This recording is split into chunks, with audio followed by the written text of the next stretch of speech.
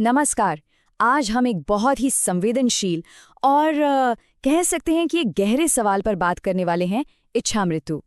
ये एक ऐसा टॉपिक है जहां दया, कानून और किसी की अपनी जिंदगी पर जो अधिकार है, इन सब के बीच की जो लाइन है ना, वो बहुत धुंधली हो जाती है। तो सवाल यही उठता है जो इस पूरी बहस की जड़ है कि किसी की तकलीफ खत्म करने का इरादा वो कब एक रहम का काम होता है और कब एक जुर्म बन जाता है। चलिए आज इसी सवाल के इर्द गिर्द घूमते हैं। अब इस सवाल का जवाब समझने के लिए ना सबसे पहले ये जानना जरूरी है कि इच्छा मृत्यु असल में होती क्या है और इसके दो बिल्कुल अलग अलग टाइप होते हैं। तो सबसे पहले बात करते हैं एक्टिव यूथनेशिया की। जैसा नाम से ही पता चल रहा है, इसमें जानबूझकर एक्टिवली कोई ऐसा कदम उठाया जाता है जिससे किसी की जिंदगी खत्म हो जाए। मतलब सीधा सीधा समझे तो डॉक्टर या कोई और जानबूझकर मरीज की जिंदगी खत्म कर देता है, जैसे मान लीजिए कोई जहरीला इंजेक्शन देकर। अब क्योंकि यहाँ पर मौत किसी बाहरी एक्शन की वजह से हो रही है, तो कानून की नज़र में भारत में और दुनिया के ज़्यादातर देशों में भी इसे सीधे सीधे हत्या माना जाता है, बिल्कुल होमोसाइड, और इसीलिए ये पूरी तरह से गैर कानूनी है। अच्छा, तो ये तो हुई एक्टिव यूथनेशिया की बात। अब आते हैं दूसरे टाइप पर, जो है पैसिव यूथनेशिया। और ये बिल्कुल अलग है। यहाँ जान लेने के लिए कुछ किया नहीं जाता, बल्कि जो इलाज जिंदगी बचा रहा है उसे ही हटा लिया जाता है। तो ये होता कैसे है? सोचे, किसी को वेंटिलेटर पे रखा गया है, उसे बंद कर देना, या फिर जो फीडिंग ट्यूब लगी है उसे हटा देना। यहाँ मकसद जान लेना नहीं है। मकसद ये है कि जो बीमारी है उसे अपना काम करने दिया जाए, उसे अपने नेचुरल कोर्स पर जाने दिया जाए।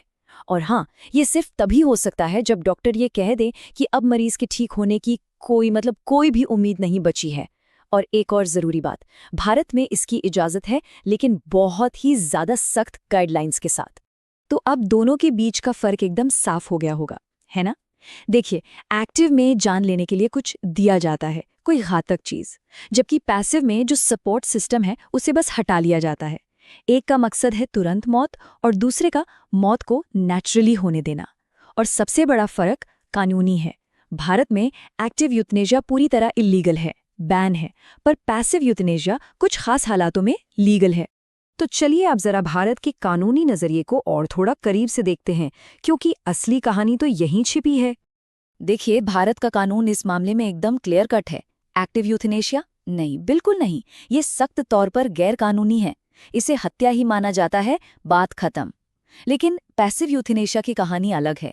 सुप्रीम कोर्ट ने इसे कानूनी मान्यता दी है, और ये पर बहुत बड़ा है, सिर्फ और सिर्फ कुछ बहुत ही सख्त शर्तों के साथ।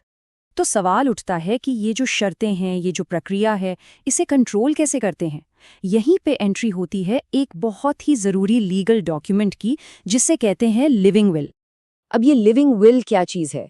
ये एक तरह का कानूनी कागज़ है।